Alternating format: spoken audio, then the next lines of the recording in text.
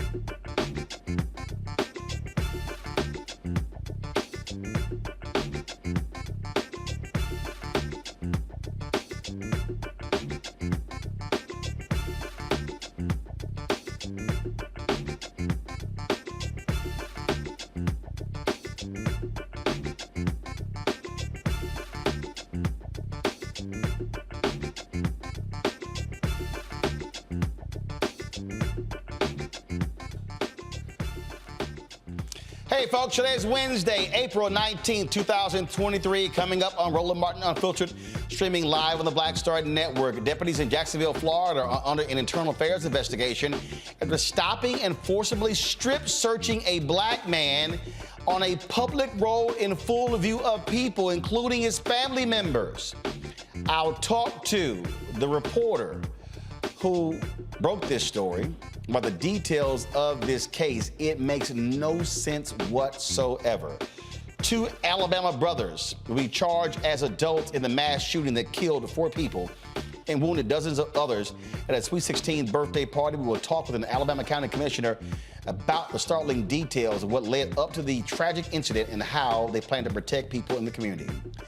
Tyre Nichols' mother files a lawsuit against the city of Memphis and members of the police department, $550 million. We'll talk with attorney Ben Crump about this landmark lawsuit. In our Tech Talk segment, artificial intelligence in the workplace is real. It's also changing so many things, and it could be costing millions of people their jobs. We will discuss that and more.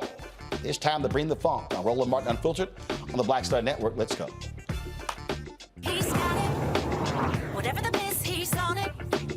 Whatever it is, he's got the scoop, the fact, the find. And when it breaks, he's right on time and it's rolling. Best believe he's knowing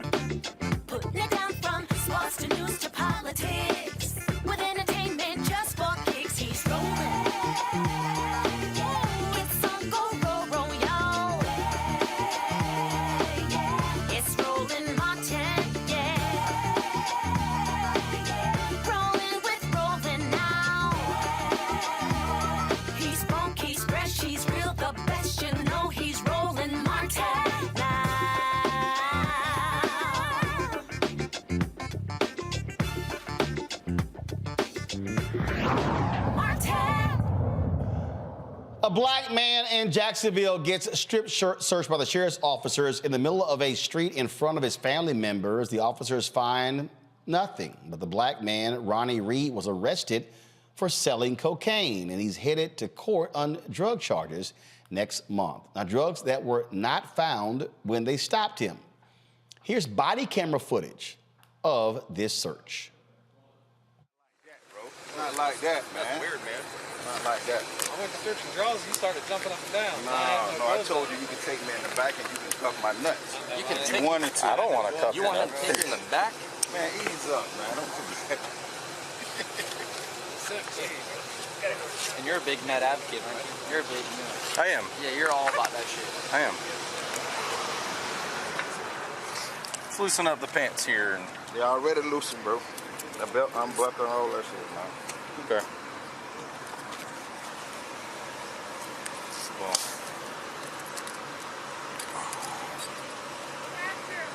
Somebody got a light?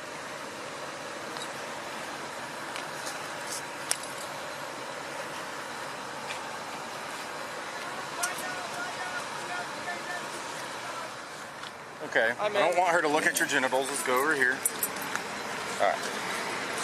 Light, somebody? Hi, man. Somebody got light? Come on, all right, man. Nothing's gonna go inside of you, all right? But we have to make sure you don't have anything else. Please get out the road. All right. Don't stop doing that. You don't lean on my car? It ain't my car, it's Steve's car, so cool.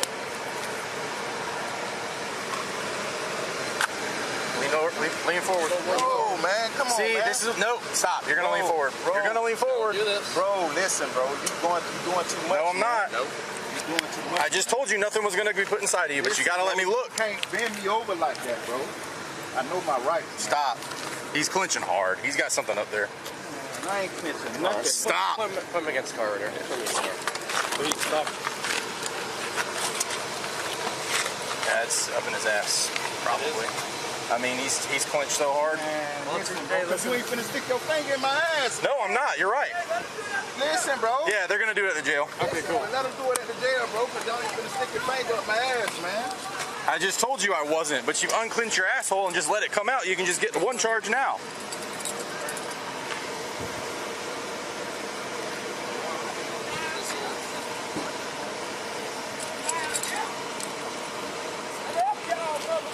Hey, Auntie, back up. Auntie, back up, back up, back up. Please.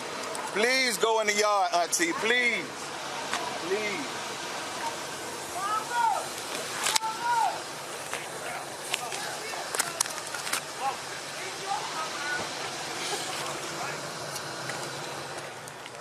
Wow, the investigative reporter who broke the case, Nicole Manna of the Tributary, is joining us now from Jacksonville. Okay, Nicole, I'm confused here. So how is he charged on drugs, but they didn't find any drugs? I mean, we're confused about that too, and that's a question that we have asked the state attorney's office. If you didn't find anything, how could you charge him with this? Why is Ronnie Reed being prosecuted? And they declined to answer our questions because of the ongoing criminal case. So you can hear the cops on the body cam claiming that he was clenching his butt as if he had drugs in his anus, but they didn't recover any drugs. No drugs were recovered. The $20 that he was allegedly given in exchange for the cocaine was not recovered. It says that very clearly in a police report. You don't see any of that happening in body camera footage. You don't see the recovery of money. You don't see the recovery of drugs. And that's not in the police report either. So no, nothing was found. Is it department policy to literally strip search somebody? Absolutely not. We have reached out to the Jacksonville Sheriff's Office, of course, several times in reporting this story, and they also declined to answer our questions, actually citing that they've now opened an internal affairs investigation because of our questions. But we did find the policy that says only correction officers can conduct these searches. Right. I mean, we have right here, in accordance with Order 612, corrections search procedures, strip searches of arrestees shall only be conducted by corrections officers, and body cavity searches shall only be conducted by designated medical personnel. That wasn't a medical personnel who was on the scene. No, it wasn't a medical personnel and it wasn't a correctional officer. Have y'all heard of anything like this happening before? I have heard of strip search cases happening in Citrus County. One of the attorneys that I talked to for the story filed a lawsuit in Citrus County years ago over a strip search. But other attorneys that I talked to for the story said that they have never heard of this happening. They've never seen it happen. And I haven't found any cases of it happening in Duval County. What has been the reaction from people there in Duval County? I mean, has this story really picked up, gotten legs and just outraged people? Yes, it has definitely taken off on social media. We have seen nothing but outrage. We have seen nothing but people asking the same questions that you and I are asking and the same questions that we put into the story. Why was he strip searched? Why was he not taken to the jail? Why is he being prosecuted? Why are the names of the officers redacted in the police reports? So there's a lot of outrage. There's a lot of questions, and hopefully we will get answers to those soon. When does he head to court? He heads to court for a pretrial hearing on the 27th, and then he goes into jury selection in mid-May if, the state continues and doesn't drop the charges in his next hearing. Again, unbelievable. Nicole, anything else? I think you've about covered it. All right. Thanks a bunch. Good work there, and we'll keep following the Tributary to see what happens next. Thank you. All right, folks, going to go to a break. We come back. I'll talk about this with my panel and other news as well. Don't forget, support us in what we do, folks. Download the Black Star Network app, Apple phone, Android phone, Apple TV, Android TV, Roku, Amazon Fire TV, Xbox One, Samsung Smart TV. Also, join our Brina Funk fan club. Your dollars make it possible for us to do what we do. Check in money orders. Go to P.O. Box 57196, Washington, D.C., 20037-0196. Cash App, $RM Unfiltered. PayPal, R Martin Unfiltered. Venmo is RM Unfiltered. Zelle is Roland at RolandSMartin.com. Roland at RolandMartinUnfiltered.com. Be sure to catch us on Amazon News. If you go to Amazon TV, click Amazon News. You can watch our 24-hour streaming channel. You have Alexa, just say, Alexa, play news from Black Star Network. It'll be there as well. We'll be right back. Black Star Network is here. Oh, no punch! I'm real revolutionary right now. Thank you for being the voice of Black America. All momentum we have now, we have to keep this going. The video looks phenomenal. See, this difference between Black Star Network and black-owned media and something like CNN. You can't be black-owned media and be scared. It's time to be smart. Bring your eyeballs home. You dig? Hatred on the streets, a horrific scene, a white nationalist rally that descended into deadly violence. White people are losing their damn minds. As an angry pro-Trump mob storms the U.S. Capitol, we've seen shooting. We're about to see the rise of what I call white minority resistance. We have seen white folks in this country who simply cannot tolerate black folks voting. I think what we're seeing is the inevitable result of violent denial. This is part of American history. Every time that people of color have made progress, whether real or symbolic, there has been what Carol Anderson at Emory University calls white rage as a backlash. This is the rise of the Proud Boys and the Boogaloo Boys. America, there's going to be more of this. Here's all the Proud Boys, guys. This country is getting increasingly racist in its behaviors and its attitudes because of the fear of white people. The fear that they're taking our jobs, they're taking our resources, they're taking our women. This is white fear.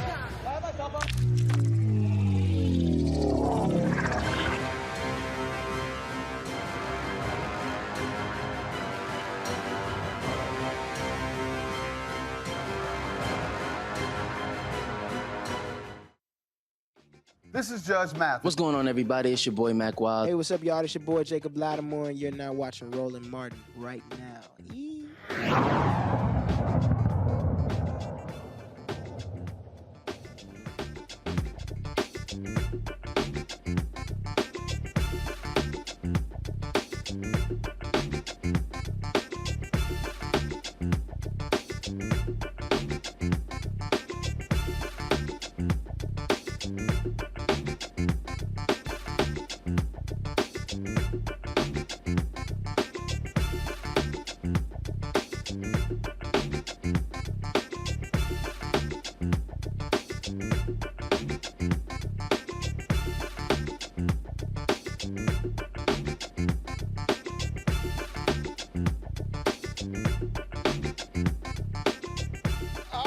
folks. Here's my panel. Dr. Larry J. Walker, assistant professor, University of Central Florida. Rebecca Carruthers, vice president, Fair Election Center, coming to us out of D.C. Candace Kelly, legal analyst, coming out from South Orange, New Jersey. All right, Larry, I'm going to go to you first. You're there in Florida. Bruh, this is absolutely crazy, and I really want somebody to explain to me, how the hell do you arrest somebody for drugs that you never found? I think this is consistent a pattern we've raised over the last couple of years in terms, well, really last several decades in the black community in terms of police overreach. I mean, listen, they just basically dehumanized him in public. There's no way to getting around that. And the other thing I want to add, Roland, is they seem very comfortable strip searching him in public. I'm going to go on a limb and say this is not the first time that this has happened. And when we see these kind of behaviors, I certainly, I know we've talked about DOJ and Office of Civil Rights and Christian Clark quite a bit here on your show. And certainly I think DOJ needs to take a look at it to see if there's some kind of pattern here in which we're going to assume predominantly black folks are being strip searched or mistreated and assumed anytime they're assumed they have drugs or whatever else. But we really need to get to the bottom of this. But the fact that they charged him with saying he had drugs and he didn't have any drugs, and it's clear on the body cam that you can't see any drugs. The last point I want to add, Roland, as a black man, watching this breaks my heart. And I'm tired of continually watching law enforcement treat black folks like this. And this is, once again, in terms of another example of how black folks are dehumanized by law enforcement. These officers should be held accountable, and I hope he sues. Candace, again, I mean, give me a break. I mean, their actions, again, you're already in violation of procedures when it comes to strip searching. As a lawyer, is this an easy one to get this case tossed? Oh, no, not at all. In fact, the fact that they didn't find any drugs really negates their probable cause to begin with. They said they had probable cause to search. If that was the case, they could have brought him back. And what normally happens is you bring them back to the station to get the proper person to do the search. In fact, that happens. There's nothing the matter with that. Not only did they violate his search and seizure rights in terms of the Fourth Amendment, but then we're talking about invasion of privacy. To have somebody be out in the middle of the street in the daylight in front of people, in front of their relatives, and strip down and feel their front, feel their anus, ask them to release themselves, that's an invasion of privacy. Meanwhile, the police officers that were involved in this, their privacy hasn't been invaded because we don't know who they are. All of their names have been redacted from the records. So there has to be some balance in this process. But like the guest said, this couldn't have been the first time because they did this with such ease and with such, normalcy that it seemed like this is something that they have done before. There will come a case out of this. There's no way that this video will not prompt this man to say my rights were violated because it was needless, it was unwarranted, and his rights were violated on many, many different levels. Rebecca. So that was the legal framework of it, but let's also talk about the historical framework. We have a black man in public at the hands of the state that is not only dehumanizing him, but also demasculization. Let's not forget this is Florida. Let's not forget that this is Duval. When I think about the history of our country, and especially in Florida, even the history of so-called buck breaking, these types of things seems like it's just a continuity in America's history with how black men are treated in the public space, but specifically how black men are treated by the state government. It is, again, just one of those cases that just makes no sense to me. But when you have cops in this country, you think they can do what the hell they want to do. Though this is exactly what ends up happening.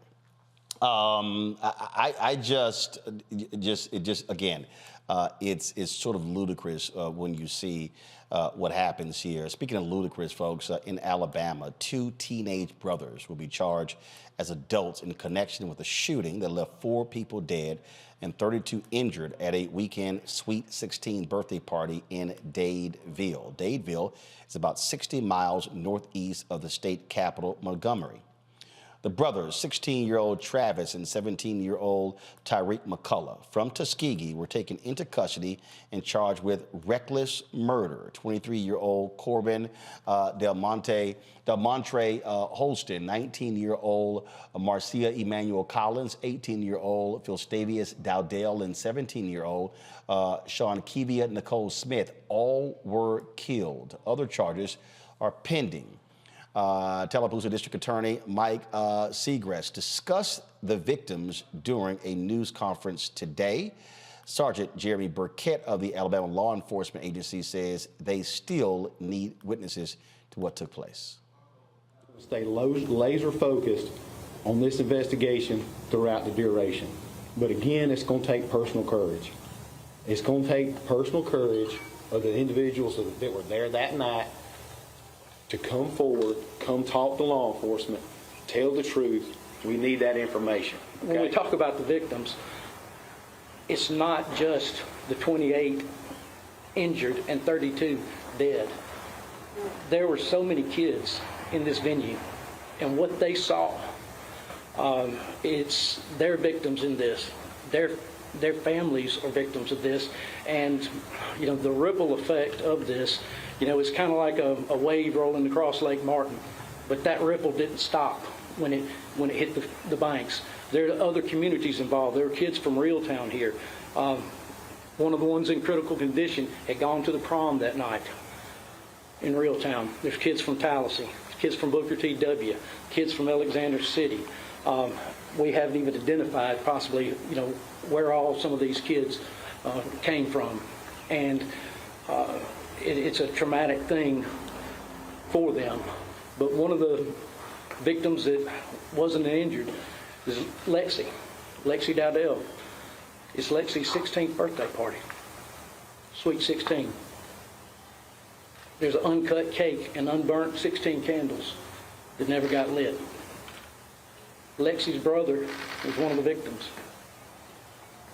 On her 16th birthday party, she knelt by her brother as he took his last breath. That's what we're dealing with here. Those are what these victims went through.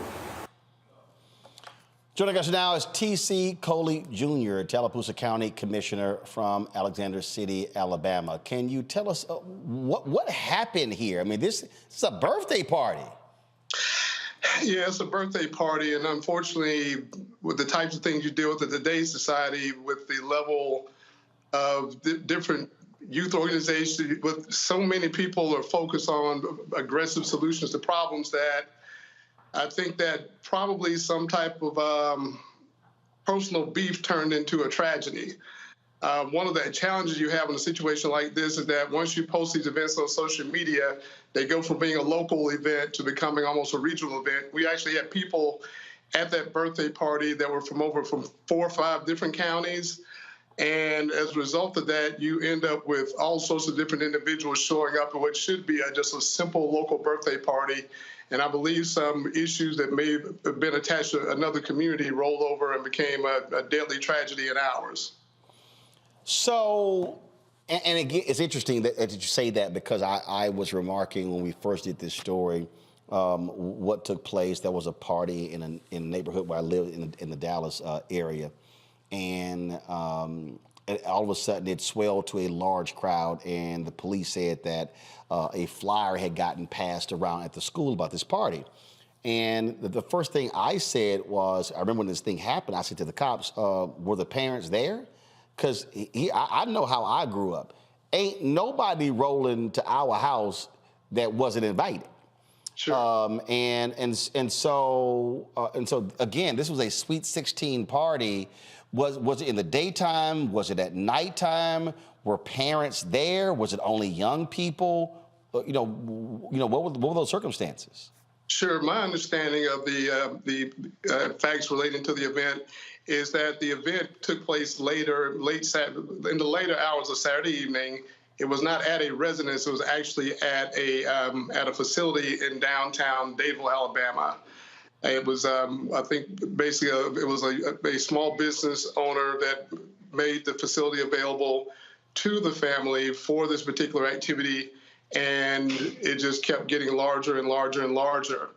According to several conversations I had, there was at one point during the event, the party was stopped and the statement was made, if you're here and you have a firearm or a weapon, you need to leave. And no one apparently left the event at that time. But there were some adults present, and probably it might have been better at the point at which they were suspicious of weapons, that maybe they should have shut the party down or what have you. But again, sometimes some parties are just way beyond the control of parents with just limited resources. I think looking back, they may have benefited from having some type of security on site and that type of thing. The deceased, obviously, you had one person was going to be a musician, one person was going to be a star athlete. When you just think about this, these are just young lives snuffed out, and now you got two individuals. We're talking about Alabama and what they are now facing when it comes to murder. Well, actually, I should update you that there has been a third suspect arrested late this afternoon. At approximately 3 p.m. or so, there was a suspect arrested in Auburn, Alabama. So at this point, there's at least 3 suspects that have been arrested, and I feel comfortable based on this information I've heard, there are more arrests that are imminent. Really? So did they believe that there were multiple folks involved in this shooting? Yes. I think what's happening here is that the law enforcement is being very quiet in what they're saying because they're being very diligent, very disciplined in how they're going about identifying the perpetrators, making sure that they follow all the leads appropriately, that they're not scaring anyone off. So there's probably very active efforts right now to continue to arrest more individuals that are associated directly or indirectly with this tragedy. Man, it is just beyond sad. Have you communicated with the family members of the deceased, these 4 people who have been killed? Sure. I have not communicated with them directly. I know we've had several of our state, local, and other agencies that have communicated with them directly. As someone who did not have a direct personal relationship with the families, I'm not just going to be one that's going to come in here and pile on with more.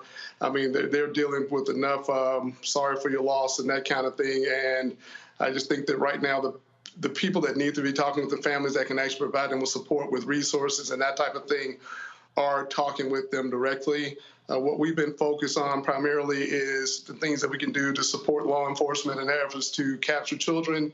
I also personally been focused on supporting some of the other elected officials in the community that have direct relationships with the family and giving them the resources they need to be there for their constituents. Certainly a sad story all the way around. Commissioner Coley, we appreciate it. Thanks a lot. Thank you. It's been a pleasure. Folks, got to go to break. We'll be back. Roland Martin Unfiltered right here on the Black Star Network. I lost my daughter. I didn't know where she was. So I had to figure out how to survive, how to eat, how to live. I don't want to go into the details because she's here, first of all. She may not want me telling that story. But possession of her, the family broke down, fell apart. I was homeless. I had to figure out, I didn't have a manager or an agent or anybody anymore, and I'm the talent. So I got to figure out how to be the agent. I had to figure out, how does business work?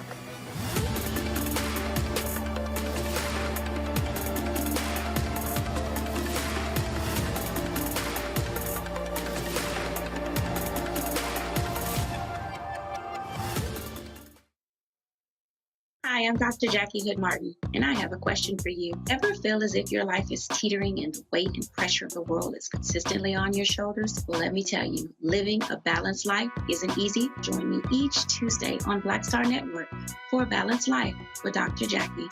We'll laugh together, cry together, pull ourselves together, and cheer each other on. So join me for new shows each Tuesday on Black Star Network, A Balanced Life with Dr. Jackie.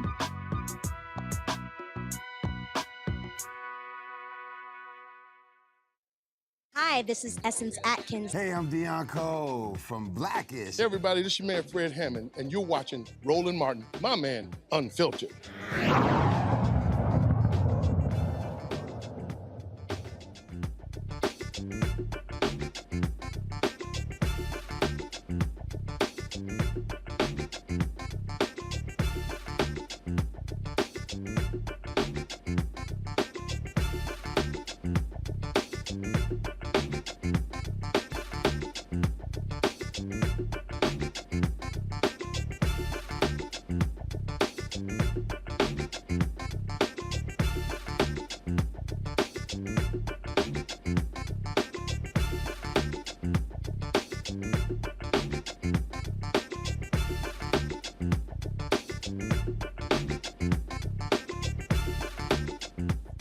All right, folks, welcome back to Roland Martin Unfiltered.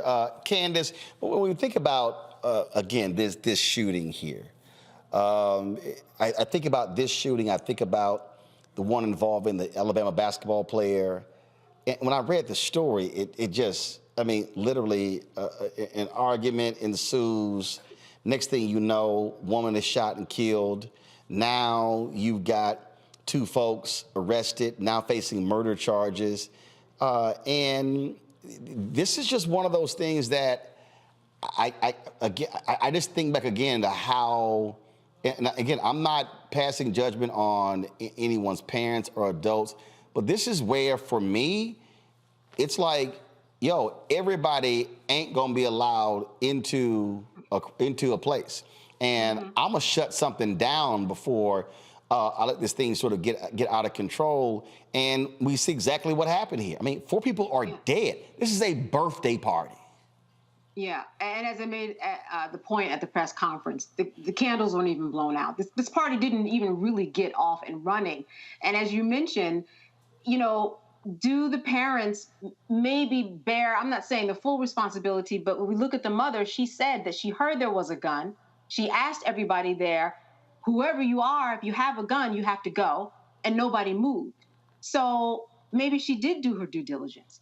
When we look at these kids, they have become so comfortable with guns, getting guns, shooting guns, hearing gun stories, playing games where they have guns all day for hours. They are desensitized to what guns really mean in real life, because they spend so much time online, that we hear so many headlines, and they don't understand that it is real.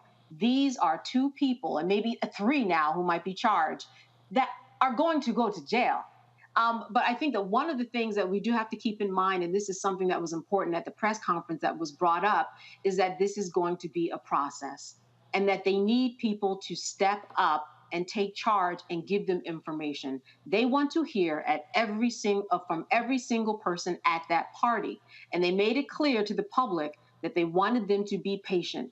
If they had questions for them as police officers, they may not be able to answer them because they don't want the process interrupted. And I think that was a key takeaway from what was said today. But as you said, back in the day when we had a party, we did not worry about this stuff. There weren't all these levels of concern having to do with violence the way that it's going on today.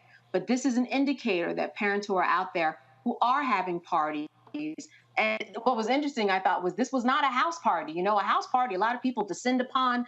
Normally, when you have a party at a facility, there's normally more kind of guidelines and rules of engagement in terms of getting in, but it's happening everywhere. It doesn't matter where you are. You are not safe. And as a parent, as you said, it would be incumbent upon you to check people at the door. Because if you don't, things like this will happen because these kids believe that they have the right to do anything, including carrying a gun and injuring 32 people and killing 4. The point that Candace makes there, Rebecca, is a correct one. I mean, you literally are dealing with folks today who just do not care. I mean, the culture that we're living in. I mean, look, the story that happened just in Texas, 4 elite cheerleaders, woman comes out, she accidentally gets into the wrong car. Gets out, gets in the car, guy comes up to the car, she says, "I'm so sorry, my bad, I thought it was my friend's car, I got into the wrong car," apologetic. Dude just starts firing. He just starts shooting. Now he's arrested. And then we talk about Alabama. What did Governor Kay Ivey do? Sign into law allowing people to have pistols, no need for a permit. No need for a permit. We're seeing the same thing happen in every single one of these states. And all these Republicans, and I'm going to go political here, all these Republicans love talking about back to blue and law enforcement, yet who are the people who are against these new gun laws? Sheriffs, police chiefs. And it's like, oh, what the hell? Let's just let everybody be able just to get a gun without a permit. And we ain't even talking about the people who have guns who don't even care about a permit, but they're making it now the law. Let's just arm everybody. So I want to be very careful here and show the family some grace, because we are still waiting for more details to be made public. The reason why I say that, we have to remember this town of Dadeville is about 3,000 people. On average, they have no more than 20 violent crimes that happen in that town. And violent crimes isn't just murder, but also can include sexual assault and other crimes, like that as well. And so it may not have been predictable to this family to think that they would have to hire security guards for a Sweet 16 party. Once again, this is a town of 3,000. One of the things that the commissioner talked about is that this event went on social media, and there were folks, there were kids, there was young people, there were other teenagers that might have come from regionally from the area and not just from the town of Dadeville.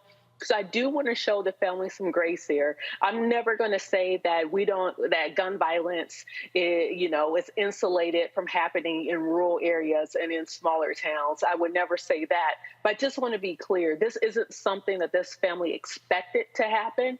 And put yourself in this mother's shoes. If there is a party and you're hearing that there's rumors that there might be some type of weapons, and you start to ask questions, if everyone's like, no, we don't know what you're talking about, what do you expect a parent to do in that situation? So I do want to show a bit of grace here. Well, but here's why. I mean, what the commissioner said. I mean, look, I want to show grace as well, but we are now living in a completely different world. We just are. And the fact of the matter is, the world that we're living in, there are people who are carrying weapons you would never think about. And what I'm saying is, as somebody who raised 6 nieces, you couldn't invite anybody to my house. And the reality is, I'm checking everybody. I want to know who the hell is who.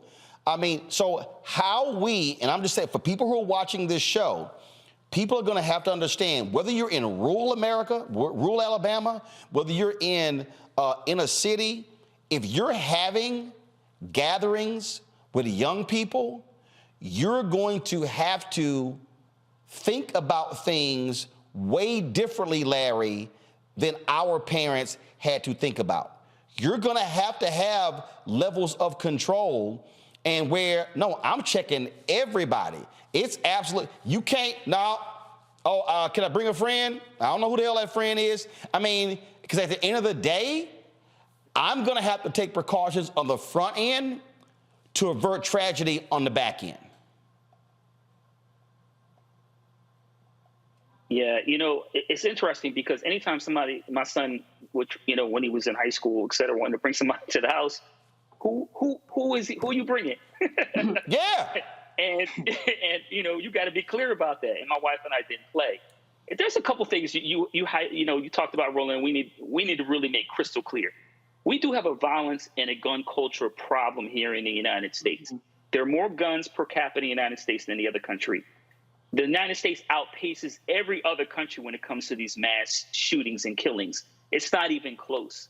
I think the other point you highlighted, Roland, in terms of what we're seeing in Republican-dominated legislators throughout the country, we just saw where I'm at in the state of Florida. The governor very quietly signed a permitless bill that will take effect July 1st. We've already a state that have already dealt with mass shootings, Pulse nightclub, et cetera. And we just saw in Tennessee within the last 24, 36 hours that they passed a bill to exempt the gun manufacturers. Yep. So we really need to have the conversation about an intersection of politics, violence, and guns in the United States. My heart goes out to the families who've been, impacted by this shooting. But we really need to have comprehensive gun reform at the federal and state level. I just think that, again, this is a cautionary tale for a lot. And it's not just this story. Again, it's not just, there have been a lot of other stories that we've actually covered as well. And this is literally something, Candace, that as we're thinking about as parents, as aunts and uncles, as when it comes to get-togethers, in terms of just how we think. Look, when my grandmother was alive, first of all, we lived 8 blocks from my grandmother and grandfather. Mm-hmm. And our family got together every single Sunday. A couple of family members like, yo, these cats were selling drugs. Okay? Mm. Okay? That a lot of our families are like that. So I remember we go to the house, and everybody in the family greets. I walk up to both of them, give them a hug, pat their ass down. And man, there you go. Hold on. Man, what you doing? I said, let me explain something to you. I said, I ain't gonna have your ass involved in some bullshit that nobody here is involved in, and then somebody decides to come shoot up this house because of your ass. I said, so let me be real. And I didn't care. Now I know somebody who's watching, they probably like, damn, bro, that's cold. But what did I just say?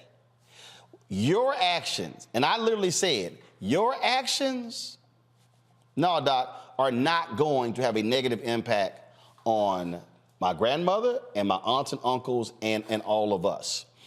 And Kat looked at me like I was straight up like crazy, and I was like, no. And so the reason I'm saying that, and again, I absolutely feel for these families.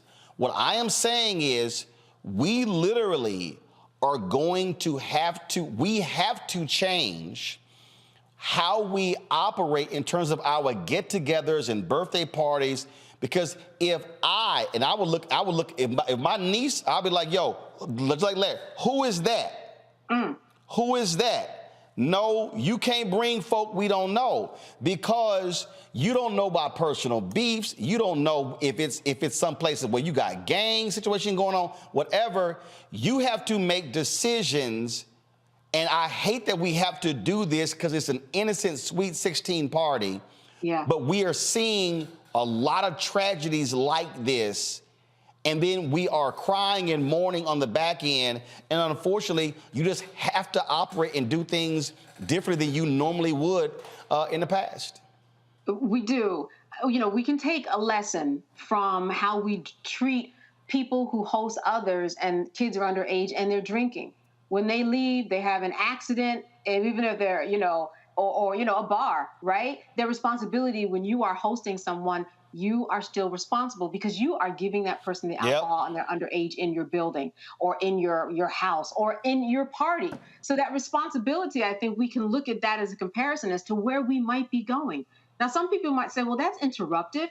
I can't police everybody that comes into the house. That would interrupt the flow of the party. How can everybody have fun when I'm over here questioning and Googling everyone and asking for ID? Well, if you want your people to live, and if somebody especially looks suspect and you don't know who they are, there's no connections, I think that it is worth it. We have seen enough cases where you can take on that responsibility. You already have the responsibility of determining how much they can and cannot drink. It's just another responsibility, I think, that you ultimately have to take on.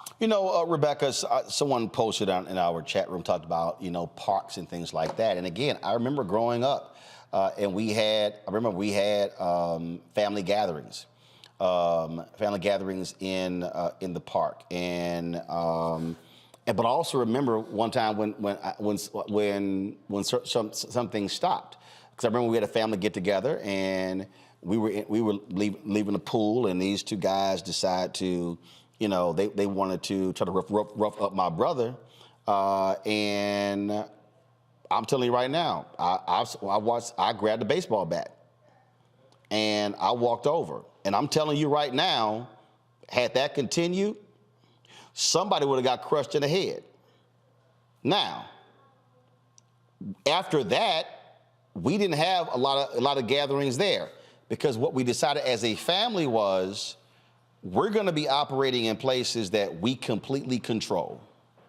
And so what I am saying to people who are watching and listening to us right now, I was just in Chicago for a book signing.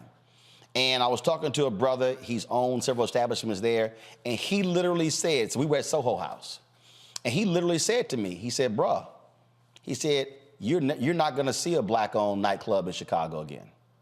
He said, because folks don't know how to act. I was like, explain. He said, you're not going to see, he said, you rarely see gatherings that are public gatherings. And Rebecca, when he said that, then he told me, he said, if you see anything now in Chicago, he said, it's going to be day events. And it was a trip. The next, I got invited. This was a Friday night. I got invited to a day brunch that Sunday before I left. Line, Rebecca, down the street. And the person who invited me said, this is the only way we can now have get-togethers because folk literally are scared of how others are going to act as a result. I mean, and I've had conversations with pastors there. I've had conversations with former gang leaders, and they said, cats today, Rebecca, just don't care. They literally don't even worry about rules. It is gotten that bad, and I'm not describing just black people. I'm describing black people, white people, Latinos. We are living in a far different America that is far more violent, and we are going to have to take a level of precaution when we have get-togethers that, frankly, we never thought about before. Yeah, Roland, this is a part of that kitchen table talk. Because like you, like in my family, we've been having different conversations that I would never have imagined that we would have had 10, 15 years ago. Around Thanksgiving, I was talking to some of my younger cousins as, one of the attorneys in the family, and just talking about, hey, you got to be careful with who you hang out with. And they looked at me like, well, what are you talking about? And I had to remind them of the RICO laws and what that looks like. If you have known associates who are getting in trouble, I had to tell them, hey, this is what RICO was in the 60s. This is how it was used with organized crime up in the Northeast, namely in New York. But now RICO's being used across the South. And I've used examples of Young Thug in Atlanta. I've used examples of even talking to my family about this is what your rights are. For the black men in my family, the young black men, the black teenagers, if you encounter the police, these are what your rights are. If you get arrested, these are things you ought to know. Do know that the Supreme Court just upheld in 2021 that the police have a constitutional right to lie to you when you're in custody. The only people they can't lie to is your attorney and record.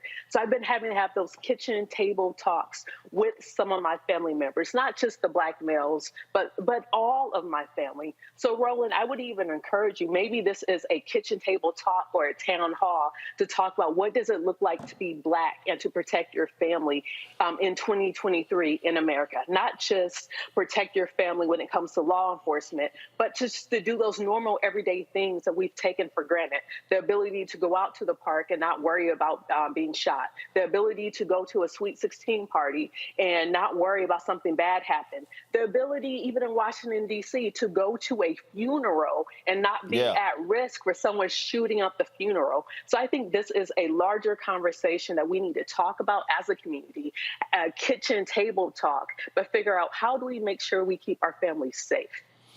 Because, Larry, the reality is we want to have fun. We want to do things that are enjoyable. We want to be able to fellowship. But we also don't want something that's supposed to be something that is for fun to end up tragedy.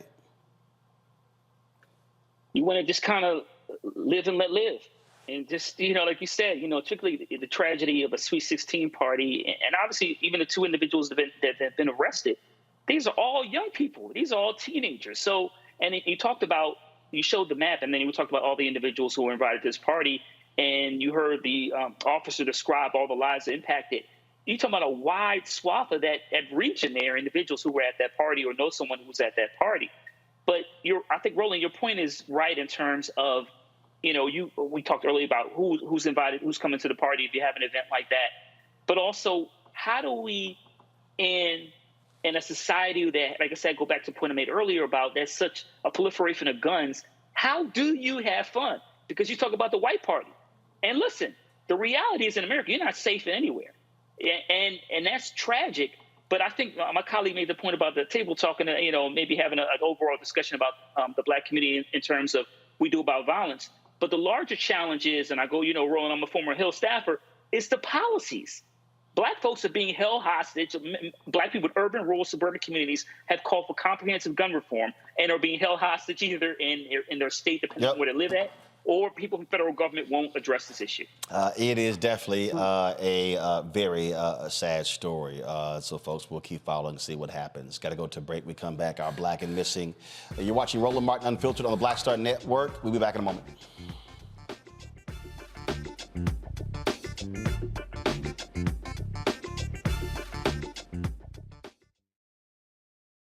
When you talk about blackness and what happens in Black culture, we're about covering these things that matter to us, speaking to our issues and concerns. This is a genuine people-powered movement. There's a lot of stuff that we're not getting. You get it.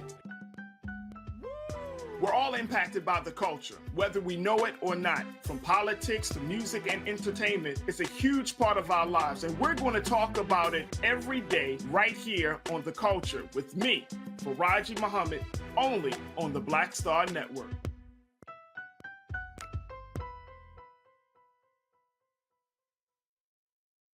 When you talk about blackness and what happens in Black culture, we're about covering these things that matter to us, speaking to our issues and concerns. This is a genuine people-powered movement. There's a lot of stuff that we're not getting. You get it, and you spread the word. We wish to plead our own cause. Too long have others spoken for us. We cannot tell our own story if we can't pay for it. This is about covering us. Invest in Black-owned media. Your dollars matter. We don't have to keep asking them to cover our stuff. So please support us in what we do, folks. We want to hit 2,000 people, $50 this month, raise $100,000. We're behind $100,000, so we want to hit that. Y'all money makes this possible. Checks and money orders go to P.O. Box 57196, Washington, D.C. 20037-0196. The Cash App is $RM Unfiltered. PayPal is R Martin Unfiltered. Venmo is RM Unfiltered. Zelle is Roland at RolandSMartin.com. Hi, I'm BB Winans. Hi, I'm Kim Burrell. Hi, I'm Carl Payne. Hey, everybody, this is Sherry Shepherd. You're watching Roland Martin Unfiltered, and while he's doing Unfiltered, I'm practicing the wobble.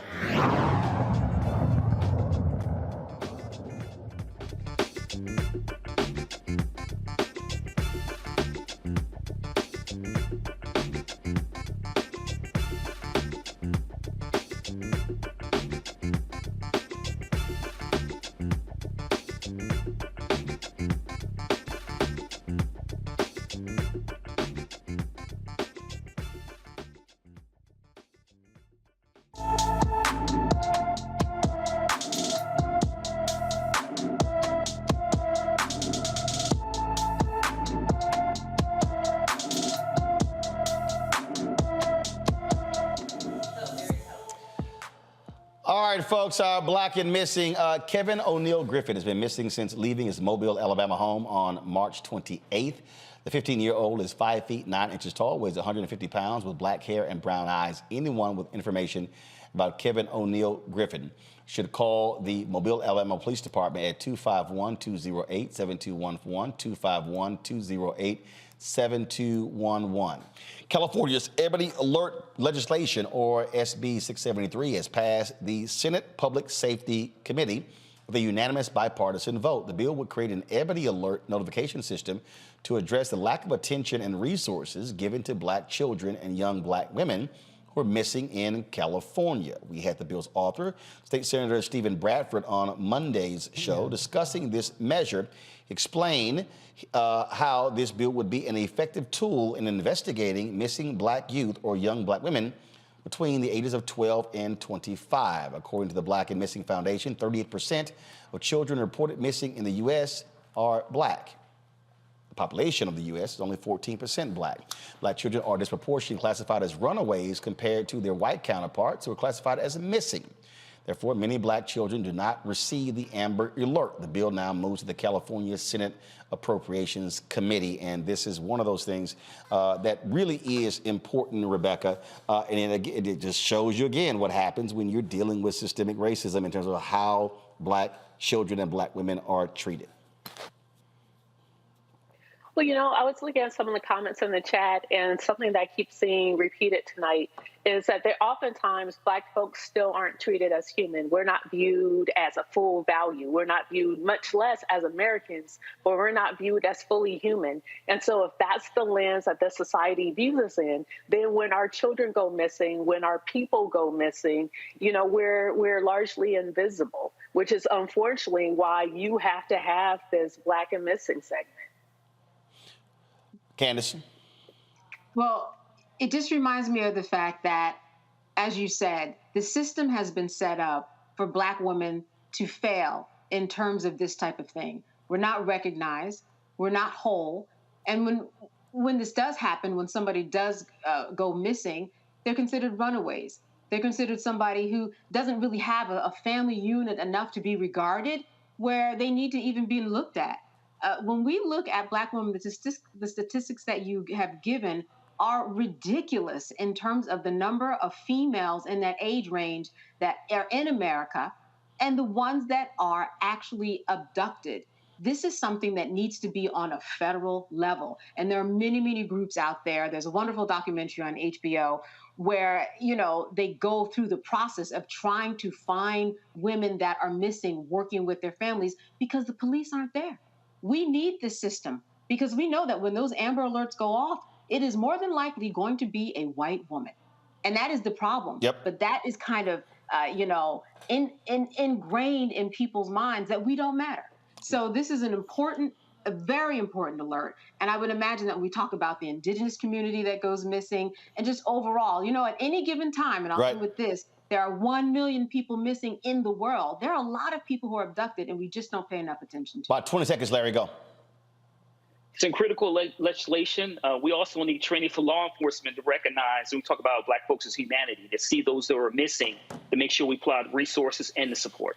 All right, got to go to a break. Up next, Ben Crump talks about the $550 million lawsuit that he has filed against the city of Memphis, the death of Tyre Nichols. You're watching Roland Martin Unfiltered on the Black Star Network. Table with me, Greg Carr. We look at the history of emancipation around the world, including right here in the United States, the so-called end of slavery.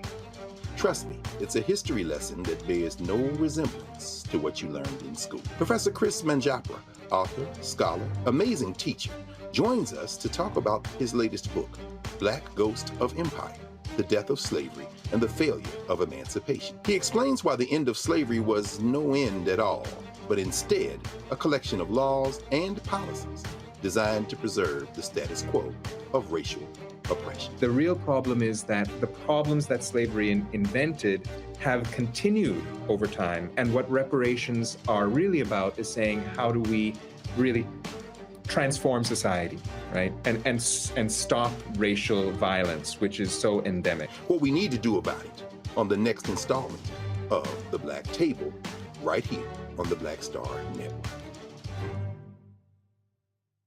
On a next, A Balanced Life with me, Dr. Jackie. It's spring, hallelujah. But hold on, it's not all fun and games. With the sun and the warmth comes the need to clean, the clutter, mentally, physically, emotionally, socially, all of those things need to happen. Getting rid of the clutter and clearing the cobwebs in our head and in our home. That's next on A Balanced Life on Black Star Network.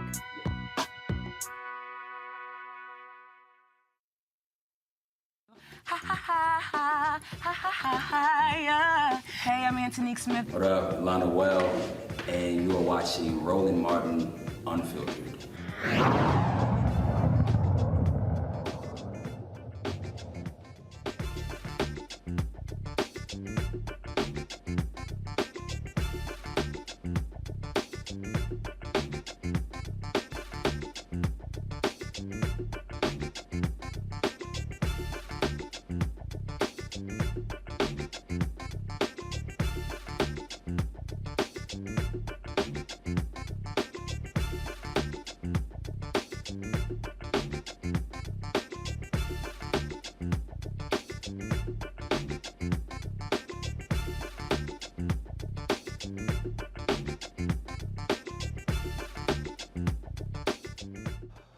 The family of Tyre Nichols has filed a $550 million lawsuit against the city of Memphis, as well as the officers who were involved in the vicious beating death of Tyre Nichols. Attorney Ben Crump joins us right now to talk about this particular lawsuit. Ben, glad to have you on the show. This is obviously a huge lawsuit. You filed other lawsuits before. I don't know if one was this size. Are you on mute? Can you hear me? There we go. Now we got you. Okay. Roland, it was intentional. The $550 million lawsuit against the Memphis Police Department, not only for the claim of how Tyre Nichols was savagely beaten, but also, Roland, it was because of the conduct that the officers exhibited and that they were following policies and procedures of these police oppression units that have been given a license to terrorize Black and brown communities. And so it was a message to other city leaders, Roland Martin, who have these jump out boy units, or in Atlanta, the Red Dog unit, or down in Houston, the Brave unit, all these police oppression units that terrorize Black people and brutalize us. If something happens and you don't get rid of these units, then we're coming to your city next. That was the message we are sending. You know, Ben, whatever we have you on, I love these people hop in these chat rooms and I see other comments and they go, Ben Crump, he's never won a case. And I have to explain to these people, you're not the prosecutor. And the reality is the only recourse families really have to get justice when, of course, the legal system doesn't do anything is filing civil lawsuits or going after these cities and counties, and you typically are having settlements. What people also don't realize is that what y'all are also doing is building in changes to city practices, procedures, and laws, like in the Breonna Taylor case. So it's not just a monetary thing, it's also trying to change the system so the next family is not impacted in the same way. Exactly, Roland. And we don't control the criminal prosecution. That is the prosecutors. Netflix did a whole documentary to explain that. But some people want to be ignorant, Roland Martin. So I don't waste my time on that. We have a purpose that we have to fulfill, and that is to try to prevent as many of our children from being killed unjustly as possible. And since the federal government can't put people over politics and pass the George Floyd Justice and Policing Act, then we got to use whatever means available to us to make them change policies and procedures, whether it's on the city level or the state level. And I promise you this, Roland Martin, that if we keep making them pay tens of millions of dollars every time they kill a Black or brown person unjustly, I do believe they're going to figure out a way to stop killing us. And if people don't understand that, I just pray it's not their child. We talk about, again, I'm going to go to my panel for questions next as well. We talk about these lawsuits. This is not just, again, for people to understand, this is not just even the police department. We're talking about the police department. We're talking about the fire department. I mean, there were so many people who were involved in this particular case that impacted the death of Tyre Nichols. Yeah, and Roland Martin, we sued everybody involved from the top down, from the police chief who instituted this policy of this police oppression unit, all the way to the officers involved, one of the officers, the white officer that pointed the taser at him, as well as the fire ESM workers with the fire department who waited 19 minutes and did nothing to help Tyre Nichols, who obviously was in medical distress. And we are going to make sure each and every one of them are held accountable. And you look at our track record for those who say we're not successful. We have never bought a case for a family and not won a civil result for them. And that's what we have to keep doing, Roland. We have to keep showing them you cannot devalue Black life. And obviously, that's why I love your show so much. You understand the importance of Black life, and you understand the importance of educating our Black people so we can be empowered to be better in control of our destiny. Questions from the panel. I'll start with Candace. In terms of the Department of Justice, where are they in this? Have they already started their patterns and practices in this? And also, how many people do you ultimately think will be responsible for this unit, the Scorpion unit that was disbanded right after all of this went down? You know, Candace, obviously in the criminal matter, the 5 Black officers who were terminated, arrested, and charged within 20 days are going to be held accountable. I think they're going to start blaming each other, all that kind of stuff. So that's going to be interesting to watch. However, it's everybody from the top down. I think that lightning is going to strike and thunder is going to roll. When you read this lawsuit that is 897 counts, and every word mattered because we wanted to explain to people that it was foreseeable. When you have these police oppression units that innocent people like Tyre Nichols is going to die. And remember, the Red Dog unit in Atlanta, I know Roland covered this back in 2006 when the 92-year-old Black woman was killed by 3 officers and they tried to cover it up and make it like she was a drug dealer. Well, that was the Red Dog unit, another police oppression unit.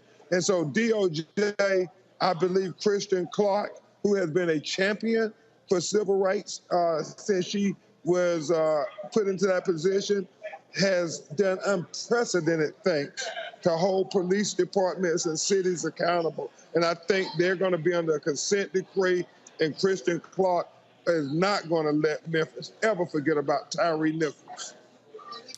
Larry. Yeah, Ben, first of all, thanks for all the work. Your work is really critically important. So I know you've been doing this for years, and you talk about the importance of supporting Black folks and when it comes to interactions with law enforcement and preventing these murders.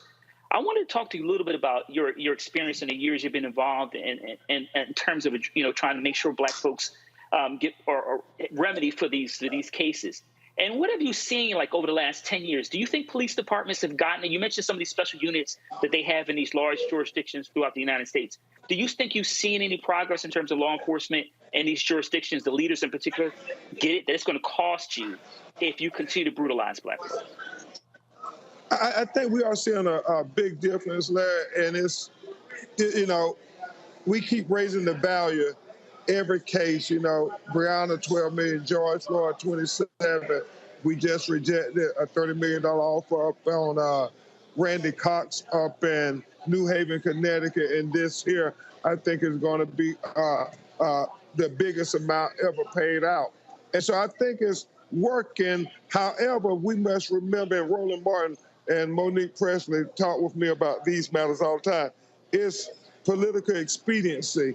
A lot of them have the intent to try to do the right thing, but then they want to get reelected. So you have them saying, well, we got to be tough on crime because right now we have this facade that crime is going up. So we got to go give the police more money. We got to give them more resources. We got to put more Black people in jail. And that's always the yin and the yang of it. But we always got to keep speaking truth to power. I love the young activists we talk to when they say, no, it's about resources. The new mayor of Chicago, Johnson, saying it's about trying to allocate resources to prevent crime and to prevent people from feeling like they're in a desperate situation to commit crime. And then you will see that we can do it better than just locking up a whole generation of Black people and making them be convicted felons from trumped-up felony convictions. Rebecca. Ben, I've been thinking a lot about Thurgood Marshall and the Legal Defense Fund and the decades-long strategy to dismantle segregation in our country. And I've been thinking more about qualified immunity. I know a lot of people ask this question. Do you think it's going to take decades-long strategy to be able to dismantle and finally get rid of qualified immunity? Or do you think the capitalism route of bankrupting some of these municipalities, do you think that is the more successful way of getting rid of qualified immunity? I think we have to approach it from every aspect. I think we got to keep hitting them with these huge lawsuits where it becomes financially unsustainable for them to have them shoot another black person in the back or savagely beat them to death. But then I also think we got to be trying to lobby and engage the political process, because just like they said, blacks would never vote in the South. Well, we didn't give up. We kept understanding that without struggle, we can make no progress, as Frederick Douglass often said. And so we have to continue to celebrate the struggle. You know, let's don't get deterred from the struggle. If we're struggling, that means we're progressing, because that's what progress is, to say, no, just because you did this here, you don't get to win. You don't get to control our destiny. You don't get to dictate the world we're going to leave our children. We're going to fight for that. And the last thing I'll say is this. We're in Memphis, Tennessee, and there was intentional rolling while we said $550 million because it was the 55th year of the anniversary of Dr. King's assassination in this city of Memphis, Tennessee. And Dr. King said, the law can't make a man love me, but it can make that man not lynch me. He also said that the law can't legislate the heart, but he said the law can restrain the heartless. And he said what we're really saying is we need the law to pass legislation to be able to restrain these heartless individuals who commit these atrocities of injustice against black people. So I believe, like Roland Martin said, we're going to get a big settlement, but I would be ashamed if we didn't get policy change too in the tragic killing of Tyre Nichols. And so, you know, I watch Roland's show to get ideals to help us go fight in the courtroom and in the legislative halls, in the court of public opinion. So I welcome all your strategic ideas too, Queen, of how we're going to win this battle and not let the enemies of equality win. Absolutely. Ben Crump, we appreciate it, man. Thank you so very much. Love you, brother, and love you for that other thing with Ralph. Yes, Thank sir. you. Yes, sir. We'll chat soon. Folks, got to go to a break. We'll be back. Roland Martin Unfiltered on the Black Star Network. Download the app, Apple phone, Apple TV, Android TV, Roku, Amazon Fire TV, Xbox One, Samsung Smart TV. You can also support us by joining our Bring the Funk fan club. Send your chicken money orders to P.O. Box 57196, Washington, D.C., 20037-0196. Cash App, $RM Unfiltered. PayPal, R Martin Unfiltered. Venmo is RM Unfiltered. Zelle is Roland at RolandSMartin.com. Roland at RolandMartinUnfiltered.com. We'll be right back.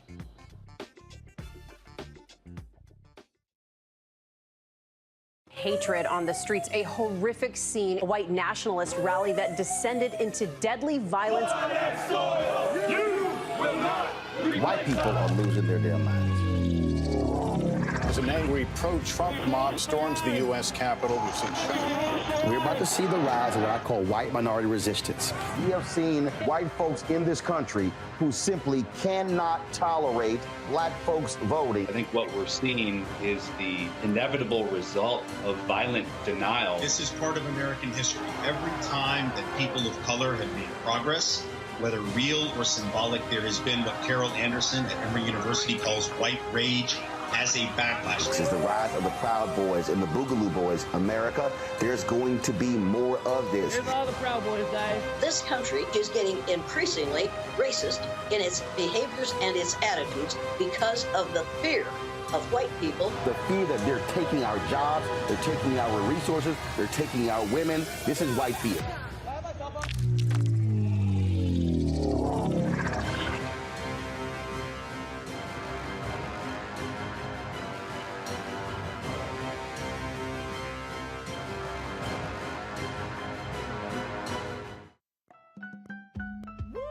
We're all impacted by the culture, whether we know it or not. From politics to music and entertainment, it's a huge part of our lives, and we're going to talk about it every day right here on The Culture with me, Faraji Muhammad, only on the Black Star Network.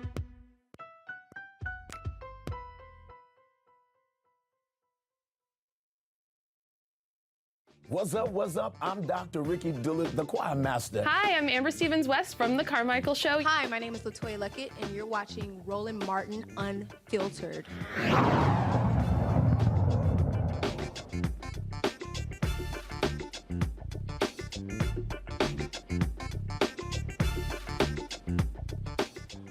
Folks, an Oklahoma County Commissioner allegedly caught on audio recording discussing the murder of journalists and making racist comments towards black people has resigned.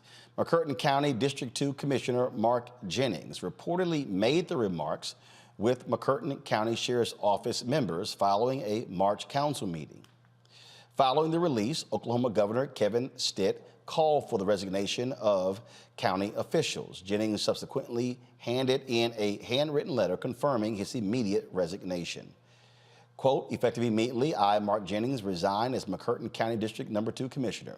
I will release a formal statement shortly regarding the recent events in our county. You know, this thing here has gotten lots of attention, Larry, and rightfully so, because a newspaper, they left a tape recorder back because they feared that these county officials were meeting in violation of state law. Well, we now know what they were actually talking about. Yeah, so they left the recording behind and found out that they're Klansmen. So first of all, I'm glad that the reporter left the recording device behind and to capture these horrific comments. But Roland, I think an important thing to keep in mind is this is like average day in America. These conversations are going on in boardrooms, in schools, universities, police departments throughout the United States on a consistent basis. I'm glad he resigned. I'm glad the governor called on him to resign. And the comments, listen to the recording, is chilling because, he's talking about lynching black folks, think about back in the day, reminiscing. And also, like I said, the way he described, getting a hitman for some of these reporters. But once again, we shouldn't be shocked or surprised because these conversations go on all the time and we just are not privy to these conversations. So we need to get rid of these racists anytime we can. Rebecca. Just like Larry said, this is conversations that happen all the time. I think about when I was in law school and we were covering some civil rights cases, specifically the Sweets trial in Detroit. It's something the audience should look up. Very interesting. A white lynch mob showed up outside a black dentist's home and then tried to kill them. And during that particular case, some of my white classmates, very casually said that they wish lynchings would come back. So this is something that's common for some people to say. This isn't anything that's new. And also, like Larry said, we just happened to hear part of the Klan meeting that they didn't know was getting recorded. Candace. And this is just the beginning. The doors have opened to go back and now look at his record, his decisions for whatever he's been working on, and how he has treated black people and journalists in the process. And I promise you, this is not the end of it, because now that he has spoken and said who he really is, we now need to go back and do a little sleuthing and look at his record. Folks, Virginia grand jury indicts multiple people for carrying flaming torches during a white nationalist gathering in Charlottesville in 2017. On August 11th of that year, hundreds of white nationalists marched through the campus of the University of Virginia carrying torches in their Unite the Right rally. Each person is charged with a single count of burning an object intending to intimidate a person or group. They're facing up to 5 years in prison. The number of people indicted has not been released. Some people will say, Rebecca, this is overkill. No, we know with the chants. We know the racist chants were coming out of their mouth, and they absolutely were trying to intimidate folks. Absolutely. So it's really interesting hearing people try to talk about this, that happened in front of our eyes. We see video recordings of it, and they're trying to make it seem like what we saw isn't what really happened. These are the same type of people who think that the insurrection that happened in January 6th really didn't happen. It was just a group of tourists. So there are certain people in this country, they're just not going to believe that fat meat is greasy, and it is what it is. So we have to figure out ways to make sure that we're protecting folks, because we're going to continue to see things like this happen in 2023 and beyond. That's where society is right now, and we do have to pay attention to it. Look, these folks need to be held accountable for what they were involved in, Candace, pure and simple. Absolutely. I mean, if you strike a match in someone's face, that's an assault. So by all of these men going through Charlottesville, Virginia with torches in everybody's face, that's why they were charged the way they were. And it's just really indicative of how we kind of think about the justice system and how quickly it must work, because we're talking about 5 or 6 years ago, and sometimes it works very slowly, but sometimes it does work out. And I think that this is a good day for folks to recognize that don't sleep on justice all the time. It was a long time coming, but something did happen, and it should have happened, because all of these people were at fault, not just for inciting the violence, but for being a part of the violence that ultimately killed someone. Larry. So I think it's important to connect the last story with this story, and his idea about these could be folks that you could be working with or around, or your neighbor, or someone you see at the mall. So I'm glad that these individuals have been, certainly justice finally gotten around to addressing this issue. It's been 6 years, but once again, this is commonplace in America. I would also like to add, Roland, that Donald Trump referred to people on both sides as very fine people. So let's keep that in mind as the next few months take place and when we get closer to the election. But once again, I'm glad these individuals are going to be held accountable, and we need to do more of this. Indeed. Earlier, folks, we talked about this story here. Tennessee state senators passed a bill shielding gun and ammunition manufacturers, dealers, and sellers from litigation. The measure was granted final approval, although some Democrats argued it was an inappropriate timing. It came so soon after last month's Nashville school shooting, in which 6 people were killed, including 3 children. Remember, 2 Tennessee state representatives, Justin Jones and Justin Pearson, were expelled because they stood with the protesters battling this. The vote on the civil liabilities bill came as lawmakers considered countermeasures to keep guns away from troubled individuals. This, again, shows me the sheer stupidity, frankly, of these people, Candace. They don't care people were killed. They literally would rather protect these gun manufacturers than protect people, including children. And meanwhile, we know that several gun manufacturers have settled lawsuits for being responsible for marketing to young people and marketing to the people that actually go out and kill other people. So we know that they are saying, we know that we are guilty, let's hurry up and make this go away. What they're also saying is, guess what? In your face, we don't care, just like you're saying. They don't care. They're just making their point by showing that they have the power in order to do this. They absolutely don't care, and something has to be done. It's interesting how they can do what they're doing, but at the same time, what's going on in the Tennessee floor in the House of Representatives, and those 2 young men, the Justins, carried out for absolutely no reason. Yep. What they're saying is, we're going to stick it to you, and we have the power to do it. We don't care. Folks, the U.S. House of Representatives is set to vote on a resolution that could block a police accountability package by the District of Columbia. The D.C. reform bill includes measures such as banning chokeholds and increasing public access to records and camera footage of officers. Republicans are focusing on crime in cities run by Democrats ahead of the midterms. Legislation was passed in response to last year's widespread protests against police brutality. President Joe Biden announced that he would veto the resolution pushed by the GOP if it passed. It is expected that a handful of Democrats will vote for the GOP-led resolution. These people are running around scared, Rebecca, of crime. It really is a joke because Republicans love talking about local control, except when they don't have the power. That's all this is. You know, I find it really interesting that people who are opposing what DC did to come up with some type of criminal reform of the criminal code, they're trying to blame the reform of the criminal code for increased crime. Well, if there's increased crime under the existing code, it makes sense that you reform the criminal code, right?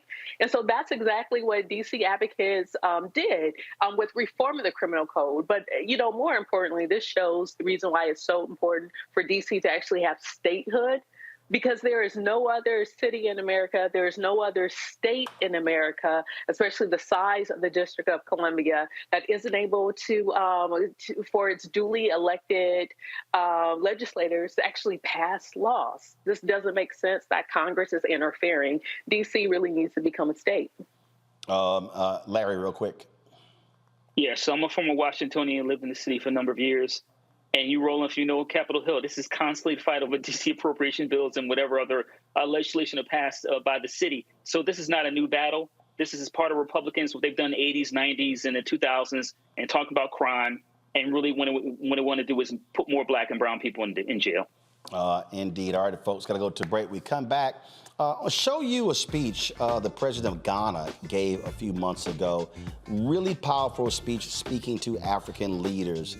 And so I just wanted to share that with you. We'll do so when we come back right here on Roland Martin Unfiltered on the Black Star Network. YouTube folks, hit the like button, y'all. Why are we not over 1,000 likes? I don't know why I do this every single day, y'all. This ain't that hard. When you log on, click like, move on.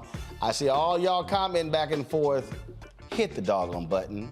It helps the algorithm, which helps drive revenue for us. A lot of y'all will here riding for free. So come on, get with it. Back in a moment. Lost my daughter. I didn't know where she was. So I had to figure out how to survive, how to eat, how to live. I don't want to go into the details because she's here, first of all. She may not want me telling that story. But possession of her, the family broke down, fell apart. I was homeless. I had to figure out, I didn't have a manager or an agent or anybody anymore, and I'm the talent. So I got to figure out how to be the agent. I had to figure out, how does business work?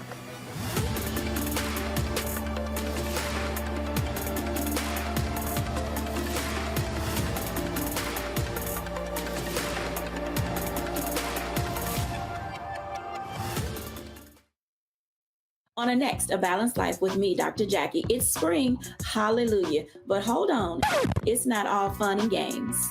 With the sun and the warmth comes the need to clean, the clutter, mentally, physically, emotionally, socially. All of those things need to happen. Getting rid of the clutter and clearing the cobwebs in our head and in our home. That's next on A Balanced Life on Black Star Network.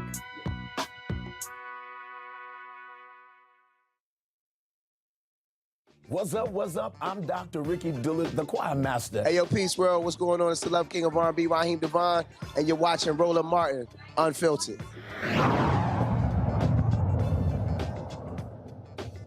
A few months ago, President Joe Biden invited leaders from across the African continent to D.C. for the U.S.-Africa Leaders Summit. The three-day summit was filled with discussions on strengthening ties with African partners. Well, Ghana's president, Nana Akufo-Addo, said it's time for Africans to stop listening to Europeans and Americans when it comes to what's happening with their continent. Listen. Madam Vice President, ladies and gentlemen, I thank the African and Diaspora Young Leaders Forum for making me part of this conversation, and for the opportunity to deliver these remarks at the closing plenary in the presence of the U.S. Vice President, the Honorable Kamala Harris, and in this spectacular building, so admired by all Ghanaians, and indeed by all Africans, as it was designed by one of the foremost architects of his generation, the globally acclaimed Ghanaian architect, David Adjaye.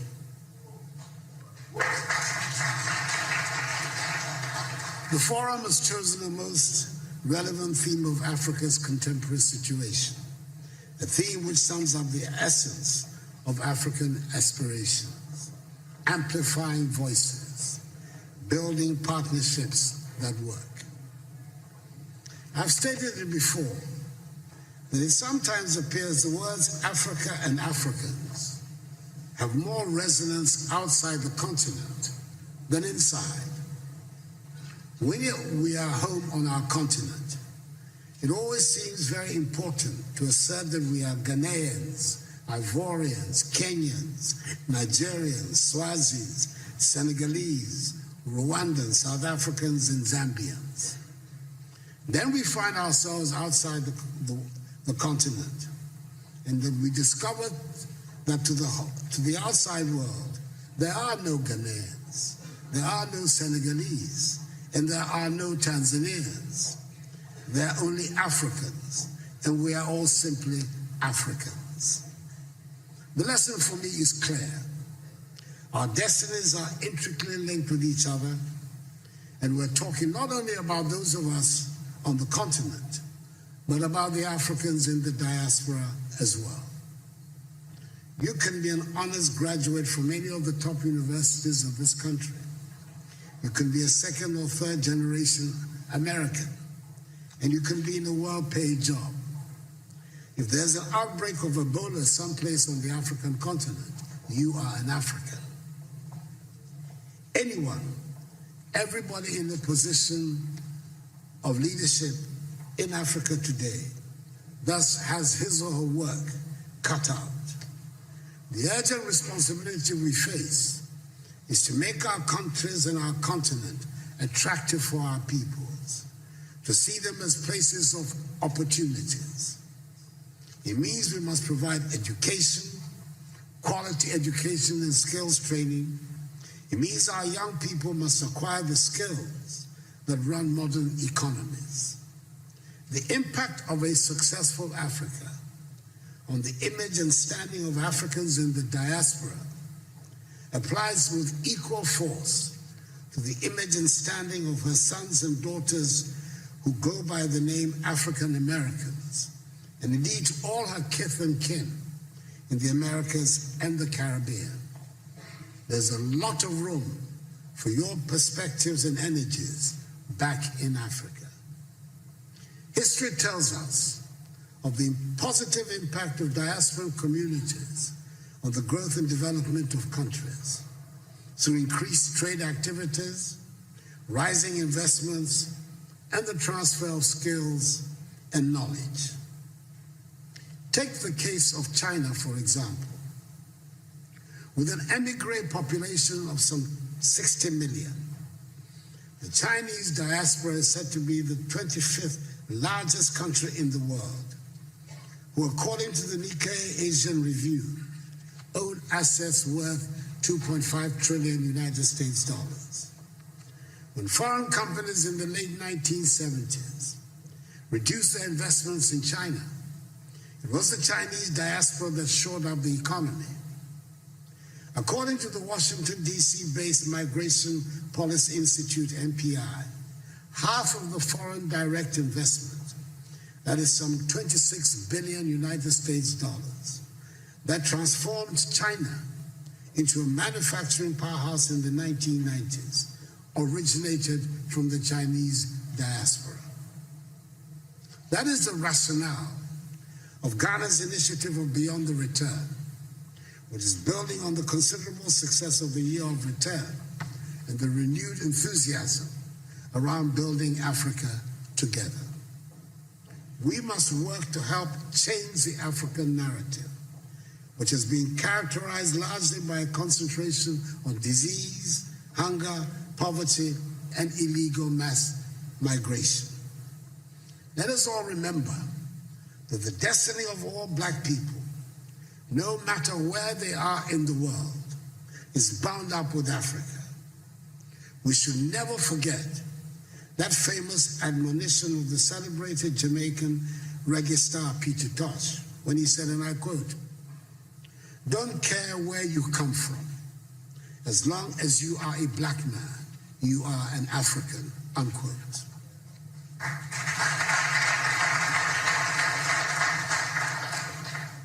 We must help make Africa the place for investment, progress, and prosperity, and not from where our youth flee in the hope of accessing the mirage of a better life in Europe, Asia, or the Americas.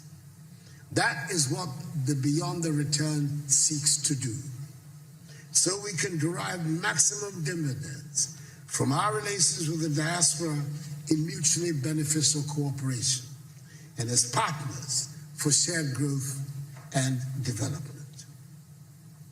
The second half of the 20th century witnessed a great blow for human progress and freedom when the African peoples, in the wake of Ghana's shining example, liberated themselves from the colonial and imperialist yoke and the racist ideology of apartheid and emerged as free, independent peoples to construct new nations of hope and advancement. The first half of the 21st century should consolidate this development and see the growth of modern, prosperous, technologically advanced nations within a united Africa, which would make a reality of the dream of the 21st century as the African century and bring dignity and respect to Black people all over the world. We've done enough talking, and dare I say we've had enough conferences and workshops.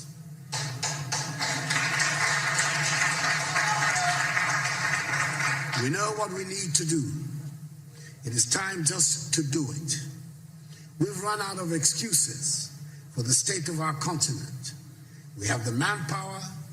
We should have the political will. It is time to make Africa work. We have good reason to be proud of who we are and the beautiful continent that is ours with its vibrant cultures. The geographic space covered by Africa makes it the second largest of the 7 continents. It has 30% of the world's remaining minerals of value. It has some of the most breathtaking scenes on our planet. It has plants and animals that are wonders of the world and critical for the survival of the globe. I hear a lot about the need to change our narrative and tell our own good story. Ladies and gentlemen, as the saying goes, nothing succeeds like success. If we work at it, if we stop being beggars and spend Africa's monies inside the continent, Africa would not need to ask for respect from anyone. We would get the respect we deserve.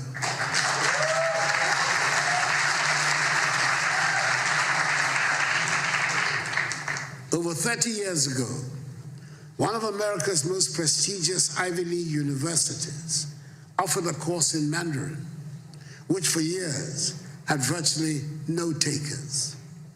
Today, there is standing room only. And it is not because the course is any easier. It is because the position of China has changed. 30 years ago, 20 years ago, China was nowhere near where it is today. China does not ask for anyone for respect now. She does not need it. Let us make our continent the prosperous and joyful place it should be, and the respect would follow. I thank you for your attention.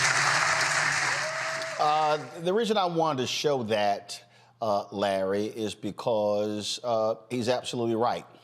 And if we actually expand that, if we expand that beyond talking about the continent of Africa, that also speaks to Black America. Mm-hmm. When I listen to rappers and other entertainers talk about doing stuff for the culture, I always ask, well, who making the most money off the culture? I mean, I was literally just sitting here. I was a publicist who's trying to get a client on this show who has a show on one of the streaming services.